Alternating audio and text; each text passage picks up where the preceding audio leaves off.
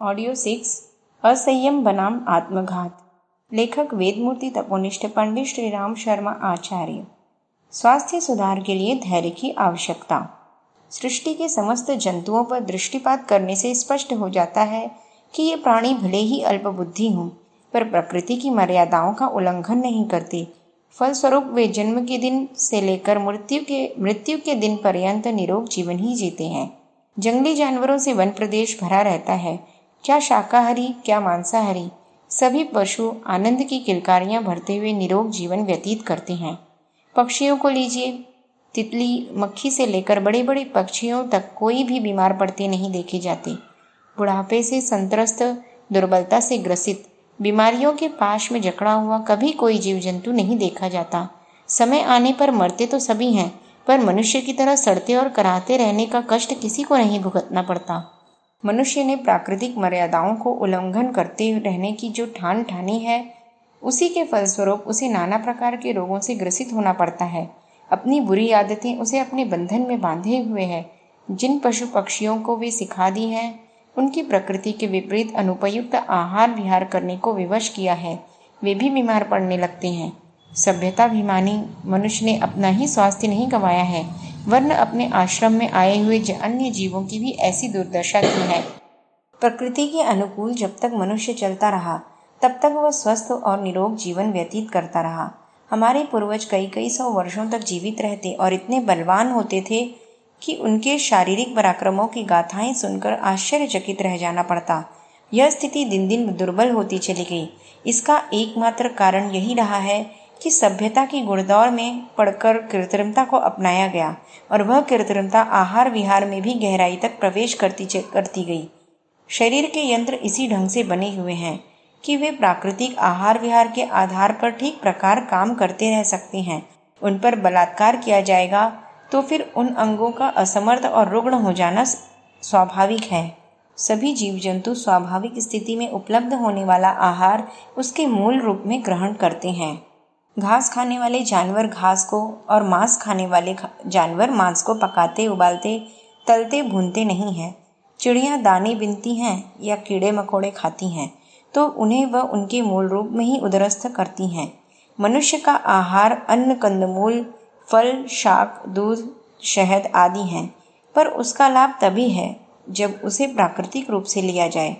भुनने, पकाने, जलाने की क्रियाओं में खाद्य के जीवन तत्व अग्नि द्वारा नष्ट हो जाते हैं और फिर कोयला जैसी निस्सार स्थिति में पहुंचा हुआ आहार खाना पड़ता है। पूड़ी, पकौड़ी, मिठाई, अचार, चटनी और नाना प्रकार के व्यंजन तो आज हमारी थाली की शोभा बढ़ाते हैं और जायका ले लेकर खाए जाते हैं। उनके जीवन तत्व नष्ट हो जाते हैं। बहुत पैसा खर्च करके जीवन तत्व से रहित निर्जीव जैसा आहार खाकर भला कैसे आशा करें कि उसमें से हमें स्वास्थ्य तत्वों की उपलब्धि होगी। ब्रह्मचर्य के संबंध में समस्त विश्व के जीव जंतुओं की एक सुदृढ़ परंपरा है कि क्रीड़ा या विनोद के लिए कोई भी प्राणी कभी काम सेवन नहीं करता। मादा को जब संतानोत्पत्ति की प्रकृति प्रदत्त प्रेरणा होती है, तभी वह नर के सामने अपनी वासना प्रकट करती है। तभी नर उसे संतुष्ट करने के लिए उत्तेजित होता है। नर की ओर से अनिच्छुक मादा के सामने कभी काम प्रस्ताव नहीं होता है। इसी प्राकृतिक मर्यादा के बंधनों में बंधे प्राणी अपने ओजस और पराक्रम की रक्षा कर पाते हैं। मनुष्य ने इस दिशा में जितनी अति बरती है, मर्यादाओं का जितना उल्लंघन किया है, उसे देखते हुए अस्वस्थता का जितना दंड मिल रहा है, उसे कम ही कहा जा सकता है। रात को देर तक सोना, बिजली की रोशनी से आंखों पर दबाव, कपड़ों से शरीर को लादे रहकर स्वच्छ हवा से रोमकूपों को वंचित रखना, शारीरिक परिश्रम की अधिकता या कमी, औषधियों की भरमार आदि कितने ही ऐसे कारण हैं जो स्पष्टतः प्रकृति विरोधी आचरण कहे जा सकते हैं और जिनका स्वास्थ्य के ऊपर निश्चित रूप से अहितकर प्रभाव पड़ता है। इन बुराइयों को यदि मनुष्य आंखें मूंद कर अपनाए रहे, प्रकृति की मर्यादाओं का पालन करने में सावधानी न बरते, तो फिर उसकी शारीरिक स्थिति का ईश्वर ही रक्षक है। जिन्हें अपने जीवन से प्यार रहा है, उनने सबसे पहला कार्य एक ही किया है कि अपनी प्रकृति विरोधी बुरी आदतों को छोड़ने और अपने आहार विहार को सुधारने में दृढ़ता एवं कठोरता के साथ आत्मनियंत्रण के लिए कदम उठाया है। जो आदतों के गुलाम हैं, इंद्रिय लोलुपता पर विजय प्राप्त नहीं कर सकते, चटोरेपन को रोकने की जिनकी शक्ति नहीं होती, ब्रह्मचर्य का महत्व जो नहीं समझते वे कभी निरोग न रह सकेंगे। निरंतर अपराध करने वाला अपराधी सजग शासन में देर तक स्वेच्छाचार नहीं कर सकता, उसे दंड का भागी बनना ही पड़ता है। इसी प्रकार प्रकृति के शासन में स्वेच्छाचारी बनने वाले निरंकुश लोग दंड के भागी बने और रोगों की नारकीय यातनाएं सहें तो इसमें आश्चर्य की क्या बात होगी।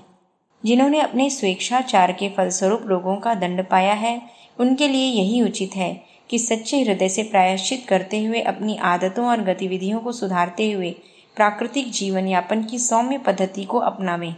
पर देखा जाता है कि लोग इसके लिए तैयार नहीं। वे चाहते हैं कि हमारा स्वेच्छाचार ज्यों का त्यों कायम रहे। रोग निवारण के लिए कोई जादू जैसी दवा मिले जो पेट में आते जाते रोगों को छूमंतर कर दे। इसी आशा से वे एक के बाद एक डॉक्टर के पास दवाएं और सुइयां लेने के लिए मंडराते रहते हैं। प्रयोजन कुछ सिद्ध नहीं होता। दवाएं कुछ देर के लिए रोग को छिपा देती हैं। उनका असर जैसे ही दूर हुआ कि रोग उसी रूप में उभर आता है। एक मर्ज अच्छा नहीं हो पाता कि दूसरे नए रोग की शुरुआत हो गई। इसी कुचक्र में भूलते हुए लोगों की सारी उम्र बीत जाती है। किसी कष्ट विशेष को दूर करने के लिए तात्कालिक उपचार के रूप में दवा कारगर हो सकती है, पर उनके आधार पर खोए हुए स्वास्थ्य को पुनः प्राप्त कर सकना सर्वथा असंभव है। इसके लिए धैर्य और साहस से काम लेना पड़ेगा। जिस मकान को गिराने में 8 दिन लगे, उसे यदि फिर बनाना या ठीक करना हो, उसमें निश्चय ही उससे दूने चौगुने दिन लगेंगे।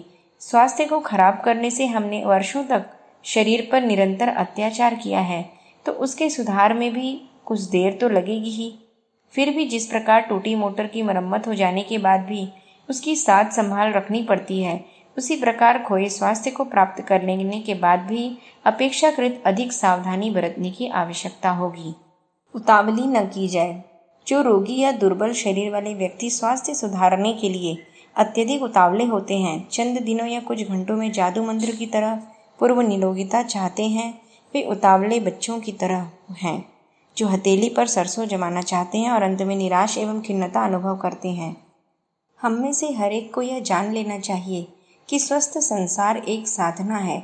बिगड़े हुए शरीर को रोग रहित और सतेज बनाने के लिए तप करने की आवश्यकता होती है। आत्मनियंत्रण करके अपनी बुरी आदतों पर विजय प्राप्त करने एवं प्रकृति का अनुसरण करते हुए अपने आप को मानवोचित विधि व्यवस्था में ढालने के लिए जो लोग दृढ़तापूर्वक कदम उठाने का साहस कर सकें, उन्हें ही स्वस्थ शरीर का दिव्य वरदान प्राप्त करने की आशा करनी चाहिए। जिन्हें इतना धैर्य न हो, उन्हें मृग तृष्णा में भटकते हुए हिरण की तरह अपनी शक्तियों को बर्बाद करते रहने और पग-पग पर पछताते हुए जादू भरे इलाज की खोज में लगा रहना चाहिए। परंतु यदि स्वास्थ्य का स्थायी आधार उपलब्ध करना हो तो अस्वस्थता की जड़ों को ही समाप्त करना होगा। आदतें सुधारें। स्वास्थ्य सुधार के लिए अपनी आदतों की आहार विहार की पद्धति को बदलना ही एकमात्र स्थायी उपाय है। चूंकि यह उपाय कष्टदायक है, इसमें मन मारना पड़ता है। आरंभ से ही सुधरे स्वास्थ्य को प्राप्त करने के लिए अन्य निर्माण कार्यों की तरह धैर्यपूर्वक समय की प्रतीक्षा करनी पड़ती है। इसके विपरीत दवा दारू के बल पर निरोग हो जाने की कल्पना में इस प्रकार का कोई प्रतिबंध नहीं रहता। डॉक्टर लोग आहार विहार का कोई खास प्रतिबंध नहीं लगाते। जी चाहे सो खाते पीते रहने और चाहे जैसे रहने सहने की छूट देते हैं। दवा सेवन या इंजेक्शन लगने में कुछ मिनट ही खर्च होते हैं और कभी न पूरे होने वाले जल्दी स्वास्थ्य लाभ करा लेने वाले चिकित्सा के आश्वासनों में रोगी का मन बहलता रहता है। इस प्रकार तुलनात्मक दृष्टि से मनुष्य को लाभ इसी में दिखता है कि आहार विहार में परिवर्तन करने की कष्टकर प्रक्रिया को अपनाने, उसमें समय लगाने और मन मारने की अपेक्षा दवा दारू के बलबूते पर निरोग हो जाना सरल और अच्छा है। यही सोचकर आज कोटि कोटि जनता अपनी रोग मुक्ति के लिए दवाखानों की शरण में पड़ी डॉक्टरों के पैर पलटती रहती है।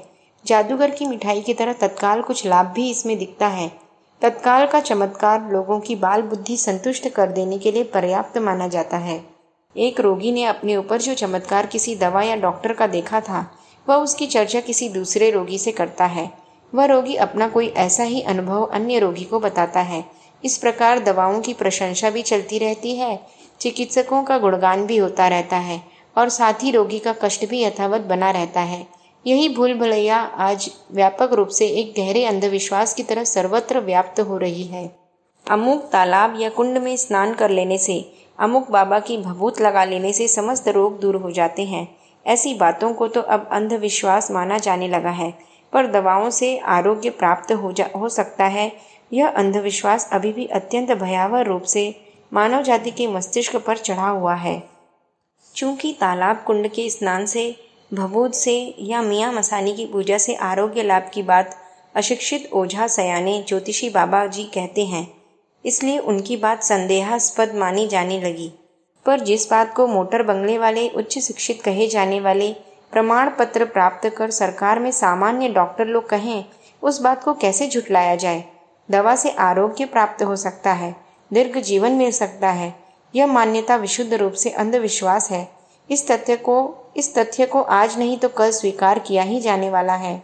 अपना वर्षों का समय और सारी कमाई गंवाकर भी जिसने भूल भुलैया में भटकने के अतिरिक्त कुछ भी नहीं पाया है, वे रोगग्रस्त एवं दुर्बलकाय व्यक्ति कभी न कभी तो वास्तविकता पर विचार करने के लिए विवश होंगे ही। जब भी वे इस समस्या पर ठंडे दिल से विचार करेंगे, तब उन्हें इसी निष्कर्ष पर पहुंचना पड़ेगा कि अनियमितताएं ही आरोग्य नाश का एकमात्र कारण होती हैं और स्वास्थ्य सुधार के लिए एक ही उपाय है, स्वास्थ्य के सनातन नियमों का पालन। आज असंयम का युग है, सर्वत्र उच्छृंखलता का बोलबाला हो रहा है। ऐसी स्थिति में संयम की बात को उपहास एवं उपेक्षा में ही डाल हथेली पर सरसों उगावे, डिब्बी में से मिठाई पैदा होने लगी। बाजीगर इन बातों को इसी प्रकार करके दिखा भी देता है, पर सफलता देखने भर की होती है। बाजीगर आंखों में धूल झोंक कर, लावा देकर दर्शकों को थोड़ी देर के लिए बहका देता है। वे कुछ समय तक खुश भी हो जाते हैं, पर अंततः उसका परिणाम समय की बर्बादी और निराशा के अतिरिक्त तो और कुछ नहीं होता।